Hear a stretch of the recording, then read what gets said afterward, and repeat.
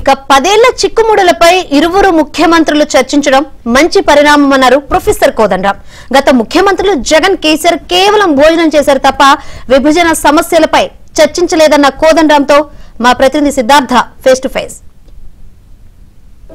ఈ నెల 6వ తేదీన ఏపీ తెలంగాణ రాష్ట్రాల ముఖ్యమంత్రులు కలవనున్నారు. ఇది తెలంగాణలో ఒక హాట్ టాపిక్ గా మారింది.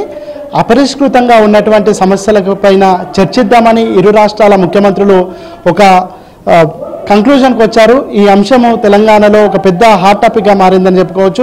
ఇదే అంశంపై మనతో మాట్లాడడానికి ప్రొఫెసర్ కోదండరాం ఉన్నారు. ఆయనతో మాట్లాడదాం. సార్, 10 సంవత్సరాల తర్వాత ఒక ముందడుగు అయితే పడింది. విభజన హామీలు కానీ అపరిష్కృతంగా ఉన్నటువంటి సమస్యలపైన చర్చించడానికి 2 రాష్ట్రాల ముఖ్యమంత్రులు ఒక ఇనిషియేషన్ తీసుకున్నారు. 6వ తారీఖున కలవనున్నారు.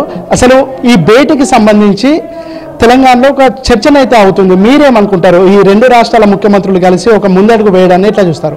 ఇది అవసరం.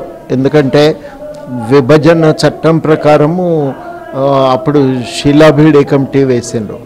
పబ్లిక్ రంగ సంస్థలు, రాష్ట్ర స్థాయి సంస్థల యొక్క విభజన కోసం ఆ కమిటీ నివేదిక ఇచ్చి చేతులు దులుపుకున్నది, కానీ విభజన మాత్రం కాలేదు. ఆ విభజన ప్రక్రియ పూర్తి కావాలంటే రాజకీయ స్థాయిలో ఇరు రాష్ట్రాల ముఖ్యమంత్రులు కూర్చొని మాట్లాడి నిర్ణయానికి రావాలి.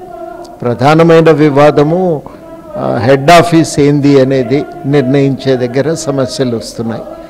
అదొకటి. ఉద్యోగుల విభజన దగ్గర కూడా కొన్ని సందర్భాల్లో ఇబ్బందులు ఉన్నాయి.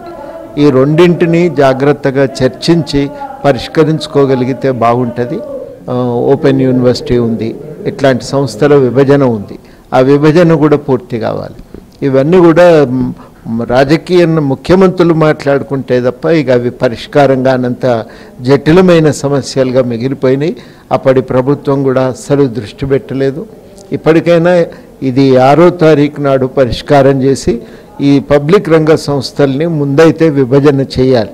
2 రాష్ట్రాల ప్రజలకు, 2 రాష్ట్రాల అభివృద్ధికి కట్టుబడి ఉండేలా నిర్ణయాలు కావడం సాధ్యమయ్యే అంశమేనా? సాధ్యమే. ఇవన్నీ అంత పెద్ద చిక్కు సమస్యలు ఏం లేవు. అందులో అంత జటిలమై పరిష్కారానికి వీలు లేనివి ఉంటే వాటిని వేరు చేసేయాలి. అవి 1, 2 అంశాలు ఏమన్నా ఉంటే వేరు చేయాలి. లేకపోతే ఏదన్నా ఆఫీసర్స్ కమిటీ ఆ స్థాయిలోనే వేసి ఆ వెంటనే దానికి పరిష్కారాలను వెతకాలి. అట్లా దాదాపు నా దృష్టిలోనైతే 99% సమస్యలు పరిష్కారం అవుతాయి.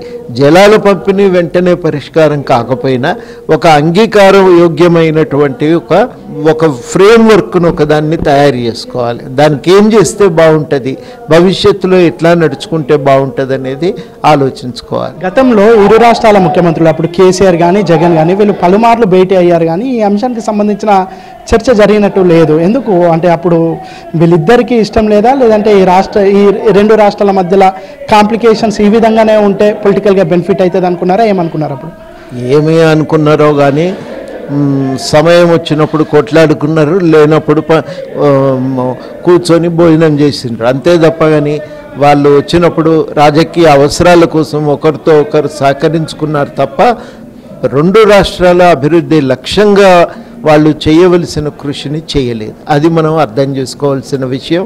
తప్పకుండా దాన్ని అర్థం చేసుకొని తదనుగుణంగా ఇప్పుడు మళ్ళీ అది పునరావృతం కాకుండా చూడాలని మాత్రం నేను కోరుకుంటాను. సార్, ఫైనల్గా 6వ తారీఖు జరిగే భేటీ ఇప్పటి వరకు ఈ 10 ఏళ్లుగా ఉన్నటువంటి సమస్యల సాధన కోసం ఒక అడుగు ముందు పడ్డట్టు అర్థం చేసుకోవచ్చు. అట్లా కొలిక్కి వచ్చే అవకాశం ఏమైనా ఉందా? ఉంటుందనే ఆశ కదా, లేకపోతే చర్చ జరగాలి. జరుగుడు ఎందుకు? అది వేస్ట్ కదా. ఉండాలి, ఓ ప్రయత్నం జరగాలి, పరిష్కారం కావాలి. మేము తప్పకుండా ఈ 3 అంశాలు ఉంటాయని అనుకుంటున్నాం. ఇవి కాక ఇంకేమన్నా దృష్టికి వస్తే ఈలోగా తప్పకుండా వాటిని కూడా లేవనెత్తి మీడియా ద్వారా ప్రజల ముందు కూడా పెడతాం. ఇదే మొత్తానికైతే ఇరు రాష్ట్రాల ముఖ్యమంత్రులు కలవడం ద్వారా ఈ 10 ఏళ్లుగా ఉన్నటువంటి సమస్యలు ఒక సాధన దిశగా వస్తుందని ప్రొఫెసర్ కోదండరాం ఆశిస్తున్నారు. వీడియో జర్నలిస్ట్ రాజీవ్తో సిద్ధార్థ, ఏబిఎన్ ఆంధ్రజ్యోతి, హైదరాబాద్.